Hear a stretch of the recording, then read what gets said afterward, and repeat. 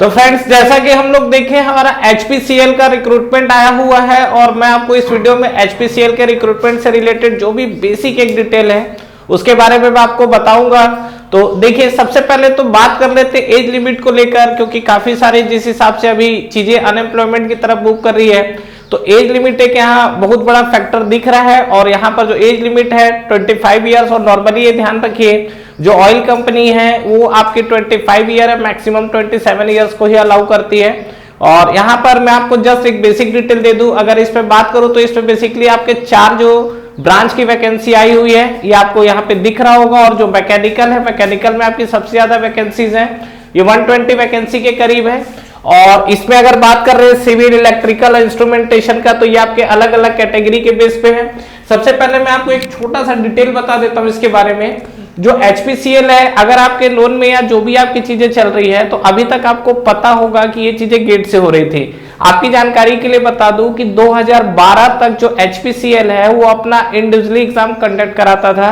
2013 से गेट में मर्ज हो गया था, और जो HPCL है 2013 से गेट के थ्रू आपके रिक्रूटमेंट जैसा गेट में जैसा रैंक आ रहा था उसके थ्रू रिक्रूटमेंट ले रहा था। लेकिन 2012 तक जो इसका इंडिविजुअली एग्जाम था, तो ऐसा मतलब एक्सपेक्टेड है कि उसी तरीके के एग्जाम्स हो, क्योंकि देखिए नो डाउट 2012 से 2021 तक का समय मतलब कहीं ना कहीं 9 साल का डिफरेंस दिख रहा है। अब इसमें कुछ चीजें अपडेट होगी और उसके अकॉर्डिंग होगा। दूसरा चीज, अगर मैं बात करता हूँ इसके एग्जाम्स पैटर्न को लेकर, तो इसके एग्जाम पैटर्न में आपको जो बेसिकली एक आपको दिया गया है वो सीधा सीधा आपको बोला गया है क्या, टेक्निकल और नॉन टेक आपके 2 मोड में आएंगे। ठीक है, टेक्निकल जो आपका है जितने भी है, नॉन टेक पोर्शन में आपका अगेन आप देखोगे तो एप्टीट्यूड, रीजनिंग, GS GK वाला पार्ट होता है और एक आपका इंग्लिश होता है। तो ये अगर आप टोटली अगर इसको कंबाइन करोगे तो ये आपका रिटन एग्जाम का मोड बन रहा है। लेकिन रिटन एग्जाम में अभी इसने ये बिल्कुल क्लैरिफाई नहीं किया इन चीजों को कि कितना % इसमें टेक्निकल पार्ट होगा, कितना % नॉन टेक्निकल पार्ट होगा। ठीक है, तो एक्सपेक्टेड ये माना जा रहा है कि ये एक्सपेक्टेड है कि 2012 तक की जो आपके जिस हिसाब से सिनारियो चल रहा था वैसा हो। अगर नहीं भी हो तो डेफिनेटली चेंजेस होंगे, लेकिन चेंजेस देखिए कितने भी तरह के हों, क्योंकि अभी ये चीजें कहीं भी नोटिफिकेशन में नहीं है। और नेक्स्ट अगर अब ये बात करें तो ये बोला जा सकता है कि जब आपका एडमिट कार्ड आएगा तो हो सकता है उसमें ये चीजें क्लैरिफाई हो। लेकिन ध्यान रखिए कि अगर आप एडमिट कार्ड आएगा तो आपको भी ये चीज पता है कि एग्जाम से 10-15 दिन पहले ही एडमिट कार्ड आता है। तो कहीं ना कहीं आप देखिए तो आपको अगेन प्रॉब्लम होगा क्या कि यहाँ पर जो है प्रॉपर आपका डिफाइन नहीं है, और एडमिट कार्ड में डिफाइन है। अगर वो देख के भी हम लोग क्या कर लेंगे, तो हम ये एक चीज मान के चल सकते हैं फिलहाल कि यहाँ पर टेक्निकल का आपका 50% और नॉन टेक्निकल 50%। अगर आपको 2012 का जो एग्जाम्स हुआ था, 2012 तक जो भी एग्जाम्स होते थे HPCL के, उसका अगर आपको डेटा चाहिएगा तो आप कमेंट बॉक्स पे डालिएगा, डेफिनेटली मैं उसका एक बार आपको एग्जाम पैटर्न बता दूंगा कि 2012 में आपके किस टाइप के वैकेंसीज आ रही थी, मतलब कितना अपडेटेड था उसमें। ठीक है, टेक्निकल कितना पार्ट था, नॉन टेक्निकल कितना पार्ट था। और एग्जाम पैटर्न की अगर बात करेंगे तो उस पे बेस में आपको एक वीडियो भी बना के दे दूंगा, कमेंट बॉक्स पे बताइएगा 2012 में जो भी आपके 2012 तक जो भी HPCL की वैकेंसीज थी, ठीक है, उसमें जो रिटन एग्जाम्स होते थे उस पे किस लेवल के क्वेश्चंस किस तरीके से आते थे, उसके बारे में मैं आपको अलग से बताऊंगा इस वीडियो में। ये वीडियो काफी लेंदी हो जाएगा। तो यहाँ पर मैं बात कर रहा था कि टेक्निकल और नॉन टेक्निकल, हालांकि अभी स्पेसिफाई नहीं किया है, तो आप ये मान के चलिए 50-50% का वेटेज लेके चलेंगे। 50% आपका टेक्निकल है, 50% नॉन टेक है। ये इसलिए बताया जा रहा है ताकि इसके अकॉर्डिंग आप अपनी चीजों को प्रिपेयर कर सके।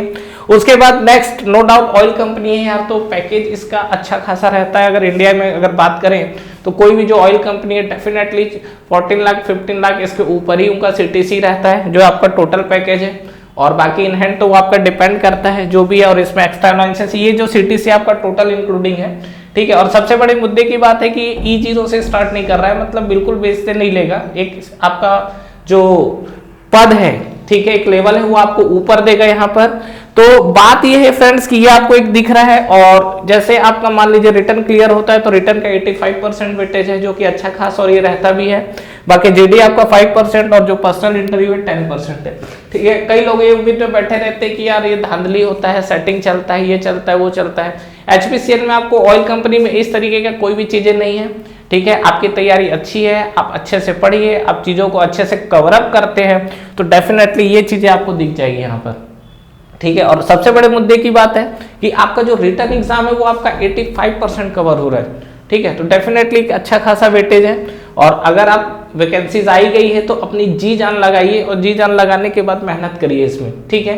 वैकेंसीज आपको दिख रहा है जैसा कि अभी चल रहा था कि मैकेनिकल की वैकेंसीज बहुत ज़्यादा शॉर्टेज है, मतलब आ ही नहीं रही है। तो नो डाउट मैकेनिकल के लिए एक अच्छी उम्मीद है कि मैकेनिकल में 120 पोस्ट आया हुआ है यहाँ पे, ठीक है। बाकी जो कैटेगरी वाइज है वो सब आप नोटिफिकेशन में देख भी सकते हैं, ठीक है। और यहाँ पे देखिए जैसे अगर मैं बात करूं तो इसका जो स्टार्टिंग 3 मार्च से तो स्टार्ट हो गया है और इसका जो फाइनल आपको जो है 15 अप्रैल तक है, मतलब आपको 1 महीने से ऊपर का टाइम दिया गया है, ठीक है। Well and good. तो इसका हमको तैयारी करना कैसे है, ठीक है।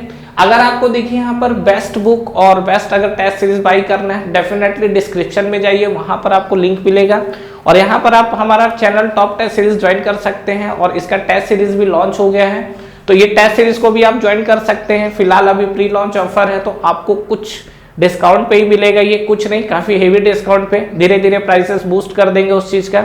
लेकिन ध्यान रखिएगा कि बात है कि जो टेस्ट सीरीज है किस बेसिस पे होगा। देखिए कुल मिला के आपको टेस्ट सीरीज ज्वाइन करने के लिए इसलिए बोला जा रहा है कि आपको प्रैक्टिस यहाँ पे डेफिनेटली चाहिए। एग्जाम में बहुत बार ऐसा होता है कि हम लोग एग्जाम देते हैं, एग्जाम देने के बाद फिर बाहर निकलते हैं, तो मैं आपको ये चीज पहले भी बताया हूँ कि यार कुछ क्वेश्चंस आते थे, ये क्वेश्चंस मेरे से मिस कैसे हो गए, ये क्वेश्चंस मुझे आता था मैंने धोखे से गलती कर दिया, या एग्जाम सेंटर में बैठने के बाद लगता है कि यार ये सब चीजें बना है, एग्जाम से बाहर निकलने के बाद भी लगता है कि हमारे पेपर बहुत अच्छा गए हैं, लेकिन जब हम लोग स्टूडेंट से या फाइनली जब उसका फाइनल आंसर शीट आता है तो उस कंडीशन पे हम लोग देखते हैं या चेक करते हैं तो उस टाइम लगता है यार यार इतने सारे क्वेश्चंस गलत हो गए। तो ये ऐसा नहीं है कि आप ही के साथ होता है, ये काफी लोगों के साथ है, बहुत लोगों के साथ है, ठीक है। जो टॉप करता है बंदा उसके साथ भी ये प्रॉब्लम होती है और इसका एक ही निवारण है, आपको प्रैक्टिस करना है। तो डेफिनेटली प्रैक्टिस करिए, जितना ज्यादा प्रैक्टिस करोगे वो आपके लिए उतना ही बेनिफिशियल होगा और जो प्रैक्टिस आप करिए टेस्ट सीरीज के थ्रू करेंगे तो ज्यादा बेटर है। ऐसा नहीं कि बहुत महंगा टेस्ट सीरीज है, लेकिन आप जितनी गलती कर रहे हो उसके सामने ये चीजें कुछ नहीं है। तो ध्यान रखिए टेस्ट सीरीज को ज्यादा से ज्यादा दीजिए। दूसरी चीज ध्यान रखना कि जितने टेक्निकल वाले स्टूडेंट हैं नॉन टेक को बेटा लाइटली मत लेना, क्योंकि नॉन टेक्निकल आज के डेट में सीधा सीधा सिलेक्शन रोकने का काम करता है, ठीक है। आपका टेक्निकल अगर बहुत स्ट्रांग है बहुत अच्छी बात है, नॉन टेक्निकल पे वर्क करिए, क्योंकि अगर आप देखोगे तो नॉन टेक्निकल आपके जो अलग अलग पोर्शंस है ना, ये सब नॉन टेक्निकल वाले पोर्शन क्या है, चीजें क्या है, टाइम कंज्यूमिंग। देखो डेफिनेटली टेक्निकल के कंपेयर में बोलोगे तो ये थोड़ा टाइम कंज्यूमिंग कम है, लेकिन इस पे आपको फोकस इसलिए करना है क्योंकि अलग अलग पार्ट है। अगर आप अभी जस्ट कॉम्पिटिटिव एग्जाम्स की तैयारी में इंटर किए हैं तो डेफिनेटली इन सब चीजों को प्रिपेयर करिए। जो लोग 1 साल 2 साल हो गया है तैयारी कर रहे हैं, 3 साल हो गया तैयारी कर रहे हैं, तो उनको तो ये कुछ बेसिक चीजें क्लियर होंगी, ठीक है। बाकी आप हमारे चैनल पर टेक्निकल से रिलेटेड जितने भी वीडियोस हैं वो आप देख सकते हैं वहां पर, और मैकेनिकल का तो मैंने पूरा डिटेल में डाला हुआ है, और भी चीजें अपडेट चल रही है। तो ये सब चीजें जो है बिल्कुल आपका जो एसएससी जेईई हो गया या पीएसयू एग्जाम्स हो गए उसके पूरे जॉब से रिलेटेड या उस पर जिस लेवल के जिस तरीके के क्वेश्चंस आते हैं उस तरीके के वीडियोस उसमें कंटिन्यू सीक्वेंस में सीरियल वाइज डले हुए हैं, ठीक है। तो आप वहां से भी अगर आप ऑफलाइन कोचिंग नहीं जा रहे हो कोई दिक्कत नहीं है, आप ऑनलाइन में आइए। ऑनलाइन में आपको टोटली फ्री ऑफ कॉस्ट ये सब वीडियो आपको चैनल पे अवेलेबल है, वहां से देखिए पढ़िए और तैयारी करिए। यहाँ पर देख लो अभी आपका 15 अप्रैल तक तो आपका फॉर्म भरने का ही टाइम दिया है, ठीक है। तो लमसम आप ये बोल सकते हो कि 1 से 2 महीने का टाइम और ले सकता है, ठीक है, एग्जाम कंडक्ट कराने के लिए। तो फिलहाल अगर मैं बात करूं तो यहाँ पर आपके पास मिनिमम 2.5 से 3 महीना तो है, तो 2.5 से 3 महीने के ड्यूरेशन में आप क्या अच्छी खासी तैयारी कर सकते हो। तो ये चीज आपके ऊपर डिपेंड करता है, तो तैयारी करिए। ये बेस्ट अपॉर्चुनिटी मिली हुई है, वो भी इस मंदी के दौर में जहां पर वैकेंसीज नहीं आ रही थी, लेकिन अब आपकी वैकेंसीज जो है, और खासकर जो मैकेनिकल है, क्योंकि मैकेनिकल की वैकेंसीज आने वाले टाइम पे थोड़ी डाउन हुई है, तो यहाँ पर वो चीज़ें कहीं ना कहीं आपके लिए एक बहुत बड़ा पॉजिटिव और होप चीज़ें हैं, ठीक है। तो फ्रेंड्स डेफिनेटली आपके लिए बेस्ट अपॉर्चुनिटी आई है, जी जान लगाइए, तैयारी करिए, चीज़ों को पढ़िए, क्योंकि हो सकता है ये चीज़ें आपके लिए ज़्यादा बेनिफिट हो। तो अभी आपको जो पढ़ना है, ठीक है, कई फोकस पे ऐसा नहीं रखना है कि हमें एकदम सिलेक्शन मतलब नहीं मिला तो क्या हो गया, इतना निगेटिव नहीं जाना है। चीज़ों को बिल्कुल प्रॉपरली डिवाइड करिए, उसके बाद पढ़िए।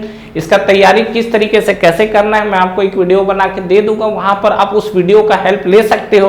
और अगर आपको लगता है कि नो डाउट आपको ये चीज़ें क्लियर है तो डेफिनेटली देरी नहीं है, तैयारी करिए, भिड़िए और ये चीज़ों को पूरा क्लियर करिए। तो ठीक है फ्रेंड्स, इससे रिलेटेड अपडेट्स और भी आगे जो आएंगे वो मैं आपको नेक्स्ट वीडियो में अपडेट कर दूंगा। तैयारी करिए, wish you all the best, thank you.